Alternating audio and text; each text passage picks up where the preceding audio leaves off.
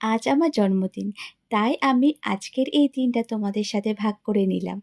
রাতে কেক কাটা থেকে শুরু, তারপর দিদির হাতের রান্না। দেখতেই পাচ্ছ কত কী রান্না! ভাত, মাছের তেল, কাসুন্দি, মাছ ভাজা। আর বাঙালিদের মাছ ভাজা ছাড়া চলেই না। শুভ দিন মানে মাছ ভাজা চাই। তারপর এঁচোড়ের তরকারি। জানো, আমার এঁচোড় খুব প্রিয়। মাছের ঝাল, আর এই গরমে রয়েছে আমের টক। ওহ, কি বলবো, পুরোটাই জমজমাট। তারপরে একটু শুয়ে সবার বার্থডে শুভেচ্ছা আর ভালোবাসায় ভরপুর। যাক, পিঙ্কি তো সন্ধে 7টার মধ্যে আসতে বলেছিল। আমি তো কিছুই জানি না। তারপর আমি, দিদি, তকাই মিলে সবাই চলে গেলাম সেকেন্ড ওয়াইফে। ও বাবা, পিঙ্কি কি করেছে দেখো তোমরা এবার।